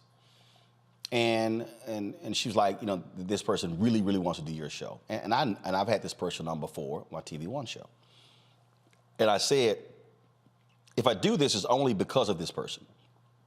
Because I have a standard rule against this, because these streaming services, they don't want to advertise. I said, now, they like my audience, so they want their talent on the show, but they don't respect the same audience to advertise. So they want our eyeballs to watch, but then they don't actually want to pay. And when I listened to what he was saying, and I think about Dr. King's speech at Mason Temple on April 3rd, 1968, with the Do Not Buy campaigns, when he said we must redistribute the pain. The reality is, just like he's saying, if black folks in this country would use our economic might to force folk to fully respect black folks, things would change economically. And I agree with him. I'm tired of the conferences. I'm tired of the summits. I'm tired of the workshops. I agree 110%. And listen to him talk reminded me of Garveyisms, UNIA. And I know you named that. You talk about Garvey and the Black Star line, shipping line, the Black Star Network. So like I said, this idea, and also remember one of the principles of Kwanzaa relates to this idea of economic independence. And, this is really an important topic, and I was glad he delivered a magnificent speech. But it really is critically important, like you talk about in terms of the continent, but also in terms of African Americans here in the United States, this idea of collective responsibility, bringing our resources together, making sure we support our community, support Black-owned businesses. You've talked on your show a lot about in terms of Black-owned media and continuously advocate to make sure that the federal government and various other corporations are putting the money into the Black community, particularly Black media. And you hit on a really important point, Roland, in terms of, when it comes to Black folks, we in terms of we're the economic engine when it comes to the connection between culture and capitalism in the United States. And that could be a good and bad thing. But listen, it is time, like I said, I agree, I'm tired of all these conversations, these panel discussions. It is time for us to collectively put our resources together, build our community, and also connect with the brothers and sisters in the continent. Rebecca, what he laid out is important. And what he was also saying to the United States, don't just simply look at us as a poor child in need of help, in need of aid. No, it's investment. And the reason China is investing billions in the continent, they need its natural resources. But the reality is other countries do not want to invest. So therefore, that's one of the few places they can look to for investment.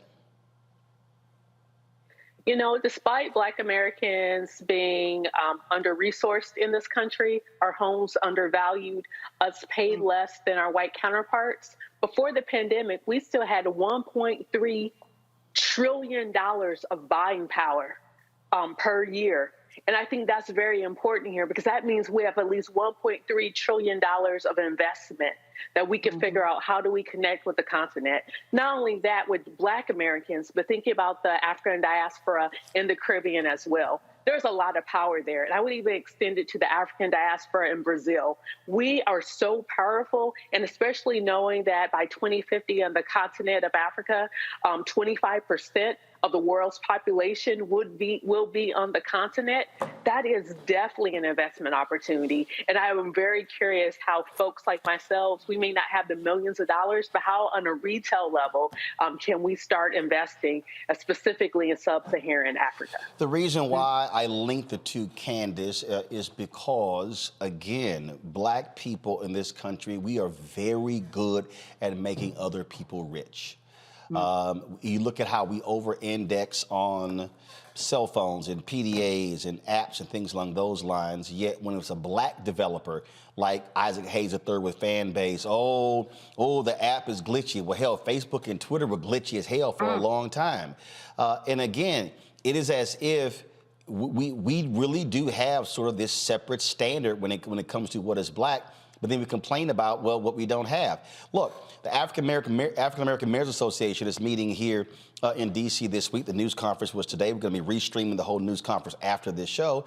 And I literally asked the question. I said, y'all are meeting with the administration. What are you going to say to President Joe Biden about the fact that the federal government spends $560 billion a year on contracts and Black-owned companies get 1.67% of the $560 billion?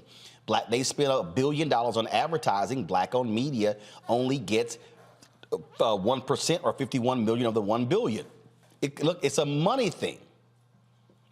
It's a money thing, and it's also an imaging thing in terms of trying to make Black people understand their worth and value. We're talking about $1.3 trillion, as she said, during COVID. And, were we were we kind of allowed to and managed in a way to understand our value, to understand our contributions? I think one of the things that in that speech where he pointed out, just kind of, minimally there was just this whole idea that we are connected over here, Africans and African Americans, only by, not by choice are we separated.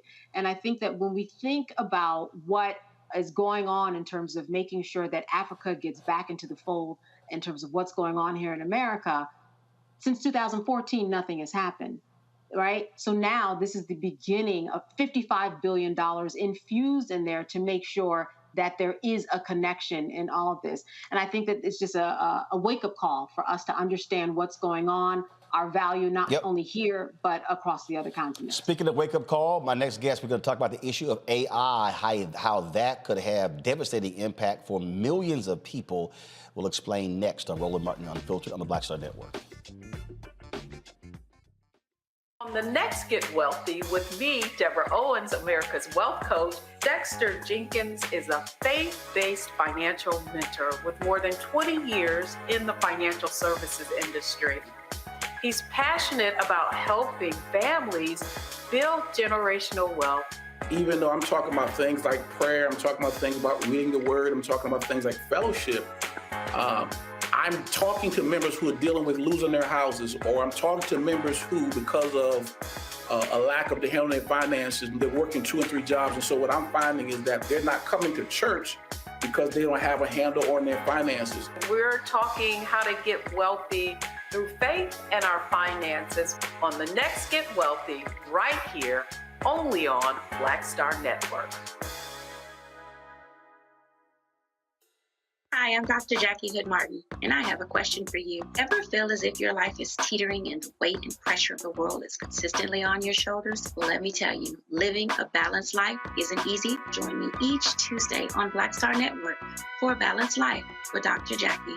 We'll laugh together, cry together, pull ourselves together, and cheer each other on. So join me for new shows each Tuesday on Black Star Network, A Balanced Life with Dr. Jackie.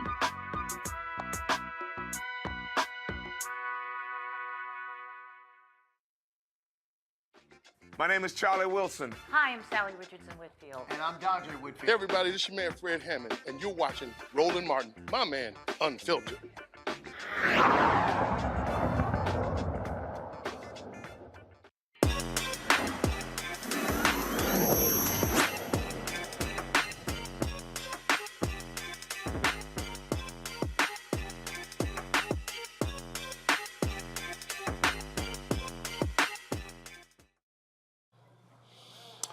All right, folks, if you've been paying attention to social media lately, you will see there's been a lot of conversation about AI-generated songs that literally are completely manufactured.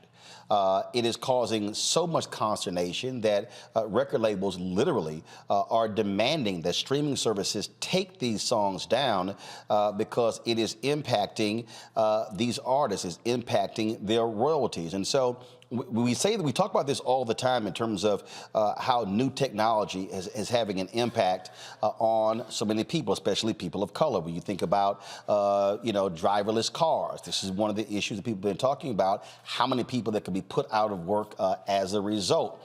And so what we are seeing is that you even saw a lot of these tech folks even announce a slowdown, if you will, in AI. Elon Musk and others said, because they really couldn't say, they were saying, where does this thing even go? This is how significant this is. Walmart is slowly moving towards AI tools. New York Police Department, you see right there, moving towards this. What does this actually mean for folks? Joining us right now, Dr. Patrick Dix, an automation and artificial intelligence expert. Patrick, glad to have you here. So again, in the last week, the music piece has been huge, and people don't really understand that. Again, people are saying a lot of these songs, they're like, it sounds better than for the original artist. These artists are saying, wait a minute, the artists, the writers, the publishers, all these people are saying, wait a minute, you're costing us money.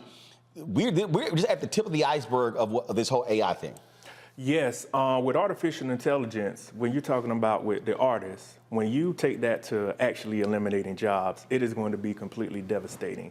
So the thing is, when I did the research back in 2020, from 2017 to 2020, the research demonstrated that women and minorities are going to be the two most affected groups with artificial intelligence and automation. Well, I had one I saw it was, I think BuzzFeed has been talking about literally having AI generated stories. Yep. Where you don't even have reporters anymore. Yep. They're going to it with media, the songs, they're going into it for programming. So you have many people that are in college right now. If they're not in the right major, their degree is completely worthless. I know that is a strong word to say, but you won't be able to get a job with it because AI is so far ahead of us and they're developing it. So in the end of the day, they're trying to save money. So AI can go out and do things that humans can't do. You know, they're using it in medicine and everything else. All right, so what do people do? How do you fight back? Because the technology is not slowing down. No, it's going to get faster. There are three things people can do. First off, they can retrain. Blue-collar jobs and white-collar jobs. When I talk about blue-collar jobs, I'm talking about HVAC electricians. Your job is in the union. When I talk about white-collar, I'm talking about automation, robotics engineers, automation engineers, software engineers. I'm talking about data science and data analysts. But first of all, you mentioned those blue-collar jobs, and this is what I've always said. Guess what? You can't send those to China. Your toilet gets clogged up, you're gonna need a plumber. Yeah. And I know people are like, okay, but the reality is a lot of people who say, I don't want to do those jobs have become high five-figure, six-figure jobs. Yes, if you start the right kind of blue-collar business or get into the country right now, because what's going on too, the baby boomers are actually exiting the workforce, and there are no other people to go to technical schools to train, so you could be a multimillionaire with a plumbing business. And the second aspect is become the subject matter expert. There are many people with the self-checkout aisles you see in the stores. They're doing a lot of repetitive jobs. And the aspect of with women, they work a lot of administrative jobs. So women and men have to see how the software works and to become the subject matter expert. Lastly, invest in the technology. I know people will say, well, I don't have money right now. You have to think about it. There are many rural towns, like I'm from in South Carolina, there are food deserts. Jay-Z invested with 2 engineers from Tesla. They have a trailer to where they drive around, and this trailer, if I'm correct, can produce about 20,000 pizzas. The thing now is this technology is brand new. If you can get ahead of it and see how you can invest and actually learn how it works, you can actually make yourself a lot of money. Questions from the panel. Larry, you first. Yeah, you talked about, blue-collar jobs, and there have been a number of reports from the Department of Labor, et cetera, at the federal level and state level in terms of the number of jobs that people are going to lose. Let's talk about, since we talk about racism on this show a lot, what kind of impact could AI, because individuals are creating AI, what impact when it comes to how this can impact Black folks, not only just in the workforce, but in terms of AI, in terms of that technology, in terms of stereotypes and misconceptions that we already deal with in general society? Well, with AI right now, I know that's one of the big things, meaning people are talking about, hey, the language is going to come out, it's going to discriminate, the pseudo code is against Black people or minorities. I would have to dig deeper into it, but one of the things I encourage people to do is if you want to prevent that, you have to learn how the actual programming language works to interject yourself into it to prevent that from happening.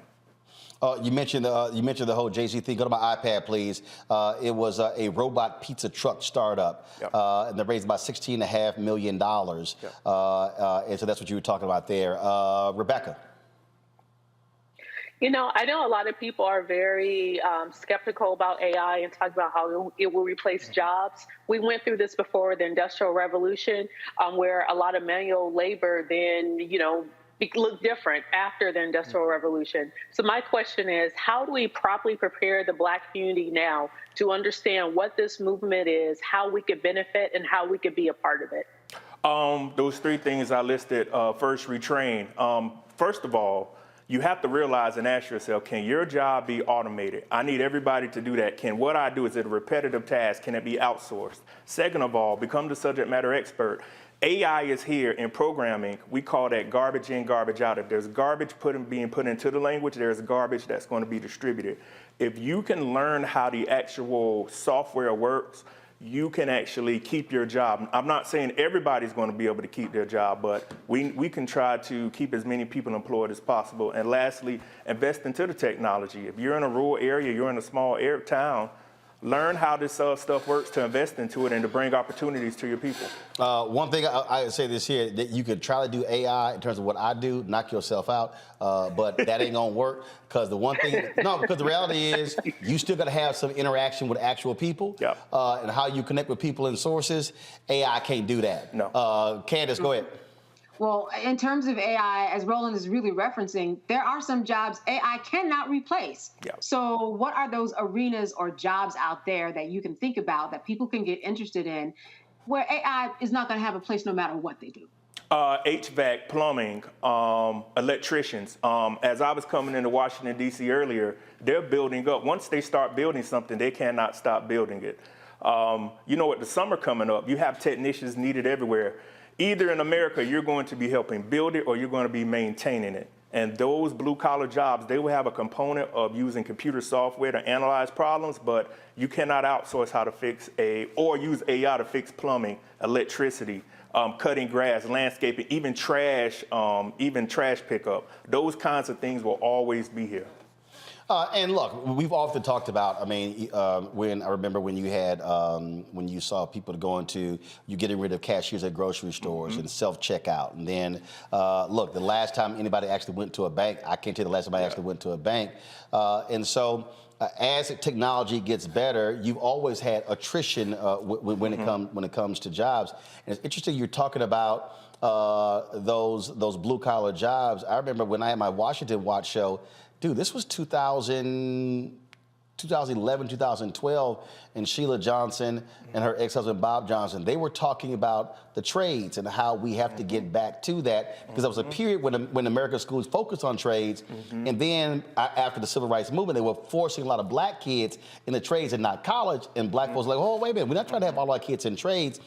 And so all the trades went away, and now you're seeing the resurgence there.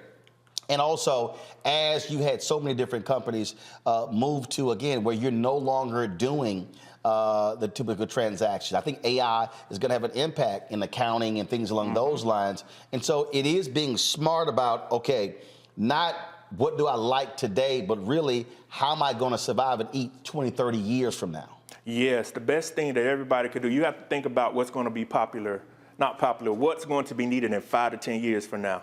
Machine learning, artificial intelligence, that is the world right now. It's not going anywhere. Once the technology gets refined, it's going to become cheaper, and it's going to it's just going to expand fast. But the other thing that I also say when it comes to AI is, and this is what I always talk about, if you have jobs that are completely dependent upon technology. Yeah. When the power goes out. Yeah. That's right. Your ass DOA.